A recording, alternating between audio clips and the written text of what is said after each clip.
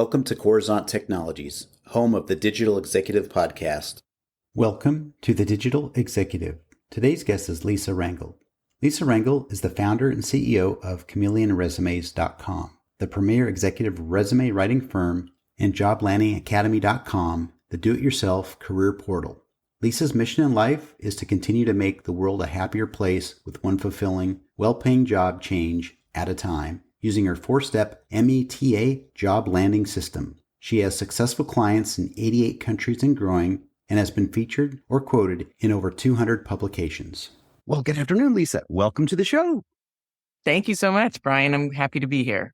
Absolutely. Thank you again for making the time and hailing out of the great area. I was going to say New York, but you did correct me, and you're hailing out of the great state of New Jersey, just over the road there from New York. So I appreciate you making the time. Thanks again. Lisa, jumping into the questions here, you've got quite the career in executive recruiting as an advisor, executive resume writer, and now you're the founder and CEO at Chameleon Resumes.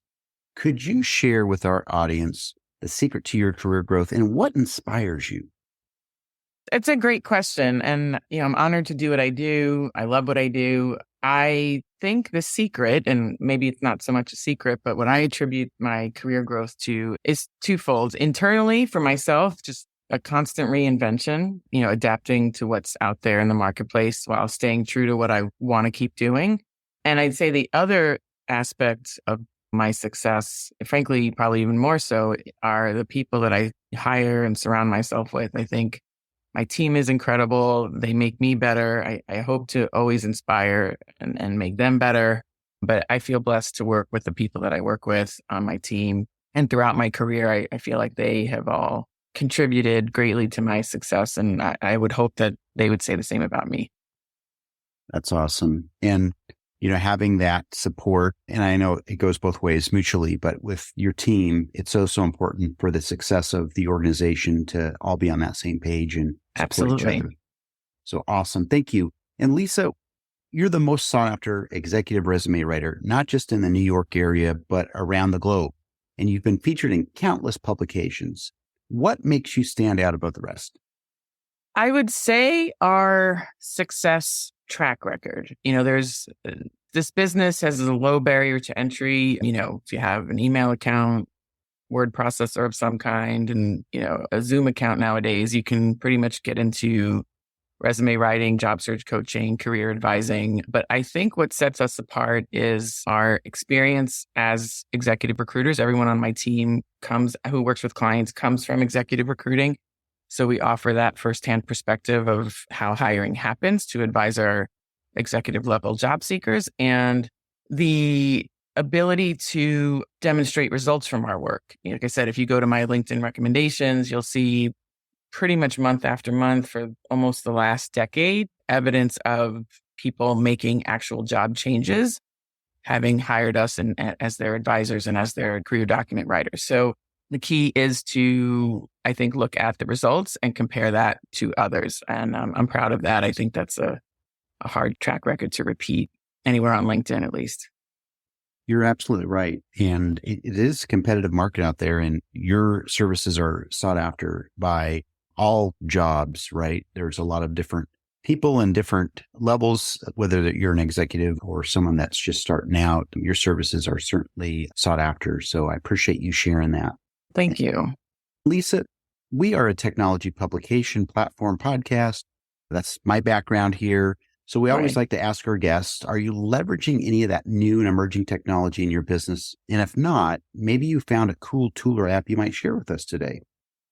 I've been in online business working remotely, my team and I, since 2009. And so even before COVID was a motivator for working remotely, we've been doing it. And I'm very dependent and thankful for online tools, automation tools. I'm a huge advocate of all kinds of automation tools. I mean, in the sales process, in the client delivery process, currently we're playing around with some AI tools for coaching, for helping with ideation of content for blog posts and videos and things like that. We haven't implemented any of the AI research that we've done, but I can tell you that it's quite impressive, and we're figuring out ways to do it ethically and also ensuring that it's still a personalized process for clients for in any way that we may use it. But it's definitely exciting. But in terms of sales automation, client delivery automation, I'm a huge believer in that stuff, especially for repetitive tasks. So this way we can focus all of our time on coaching clients one-on-one and writing for clients one-on-one and doing really customized, personalized work for them and not spending a bulk of our time on, tasks that can be automated pretty easily.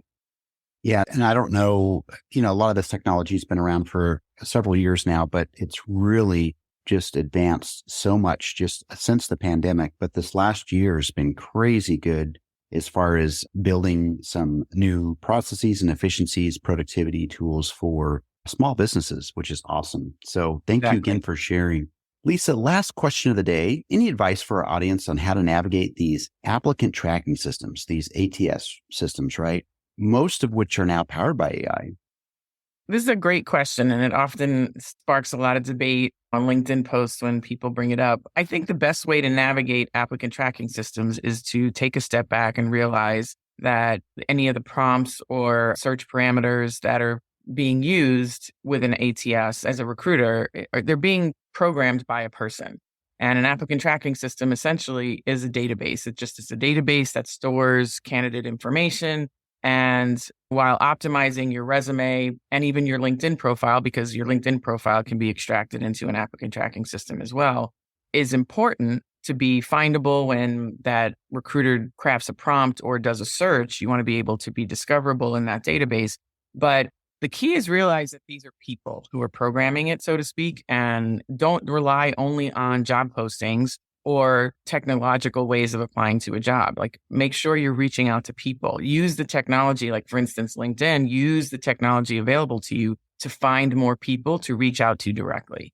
People hire people. And if you want a personal response, I suggest reaching out to more people. Sources of hires studies show that, 60 to 65% of hires happen through employee referrals, social media connections, personal contacts, and the remaining happen through job postings and executive recruiters. So most people tend to go to the job postings and the executive recruiters because it seems easier for a posting to submit and get an instant response of some kind or have a recruiter find you a job. When in actuality, it's going to be more productive if you are reaching out to people directly, having conversations, whether there's openings at their organizations or not. Just having those networking conversations can put you top of mind of people when recommendations are needed for particular openings within an organization. And you're also up against less people because fewer people network. Most people go to the job boards and hope for executive recruiter to call. So you're actually doing a more effective tactic with less people doing it. Thank you. And this is really a big question, and we're all curious, including myself, on this process. So you really shed some light on that. And I think that's very insightful for our audience. Thank you. I appreciate the opportunity to explain it. It's a mission of mine. Absolutely. That's awesome. Lisa, it was a pleasure having you on today, and I look forward to speaking with you real soon. Thank you again. Bye for now.